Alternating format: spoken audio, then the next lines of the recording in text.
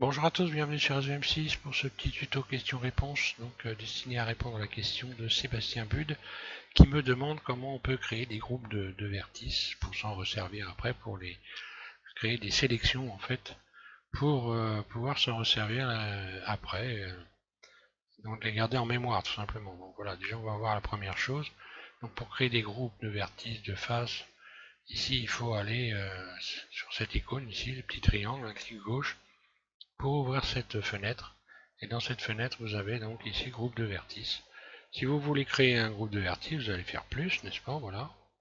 Vous allez faire une sélection, C,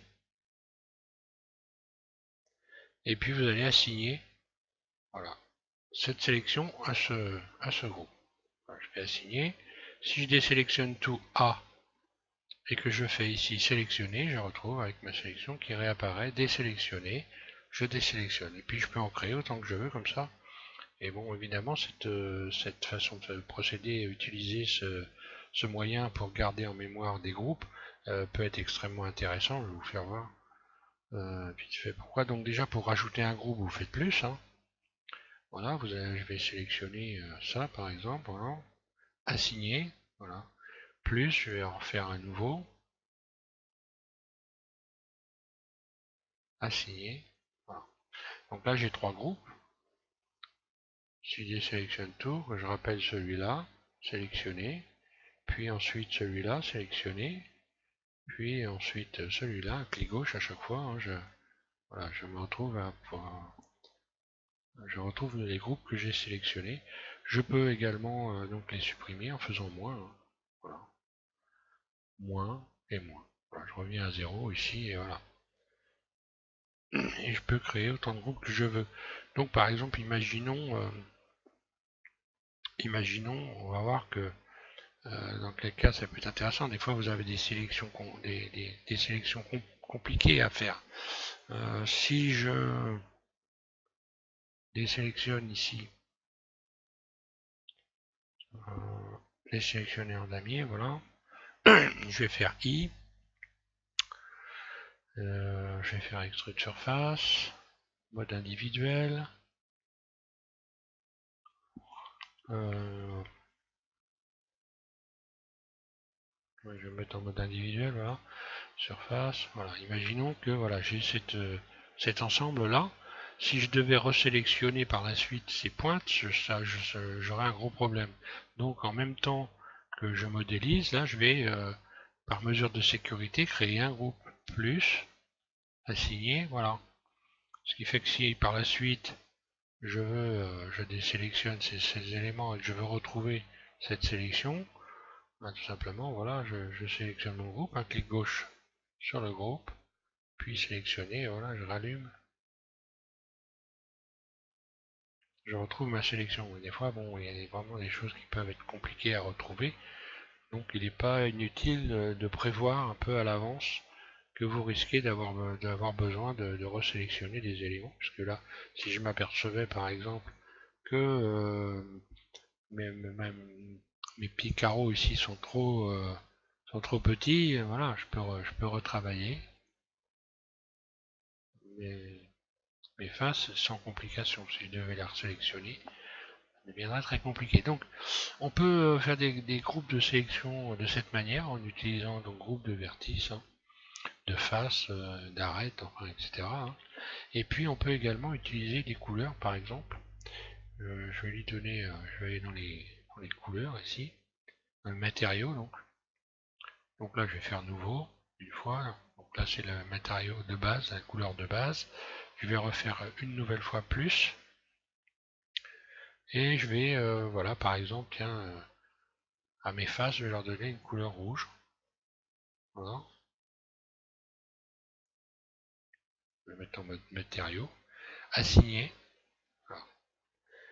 Et donc, à partir de là, si je veux, je désélectionne tout. Hein, je vais me remettre en mode, pour qu'on voie bien, je vais me remettre ici en mode solide. Voilà, comme ça. Et donc là, si je veux récupérer ma sélection par rapport à une couleur, je vais faire sélectionner et je resélectionne par rapport à une couleur. Par exemple, si je sélectionne le matériau de base ici 0,5 et que je fais donc, je désélectionne tout, voilà, et je vais faire sélectionner. J'ai sélectionné donc tous les éléments du matériau de base, donc le rouge, ni les carreaux rouges n'y sont plus. Voilà comment on peut garder en mémoire des sélections, également avec les couleurs. Bah voilà, donc également là c'est pareil, hein, vous pouvez supprimer des éléments, hein. Là si je fais moins, voilà. Non, la matériau de base, voilà. Là je fais moins, il ne faut pas que ça soit sélectionné évidemment. Et là si je fais sélectionner, bah, le matériau de base en fait c'est devenu le rouge, hein.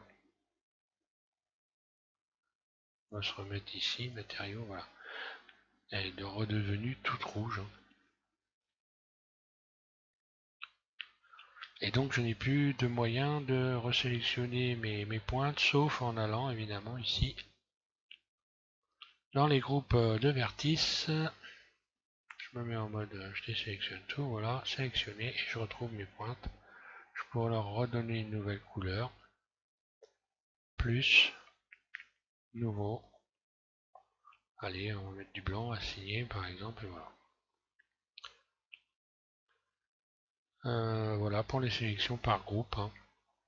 Donc c'est pas négligeable de penser à faire des groupes quand vous modélisez, surtout quand vous allez avoir vous risquez d'avoir besoin de faire des sélections qui sont compliquées.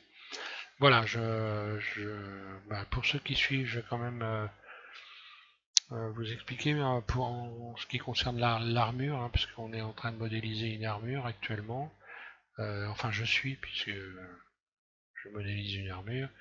Et donc pour les abonnés, donc vous inquiétez pas, vous ne voyez pas en ce moment beaucoup, vous recevez pas beaucoup de vidéos ou de messages de YouTube, simplement parce que je suis en train de chercher un moyen de créer donc une armure de la manière la plus simple possible. Donc jusqu'à maintenant j'en suis là, hein.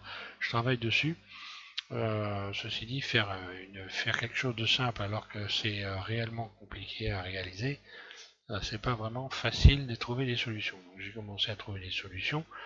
Et je suis donc toujours en train de travailler donc sur cette armure pour pouvoir faire donc des tutos. Puis alors il y a beaucoup de pièces, hein, et je cherche donc les moyens les plus simples pour pouvoir réaliser ça. Voilà pourquoi vous n'avez pas en ce moment beaucoup de tutoriels. Mais je suis toujours donc en train de travailler sur cette armure et on va la faire, il n'y a pas de problème. Voilà. Merci à tous de suivre SVM6 et bonne modélisation.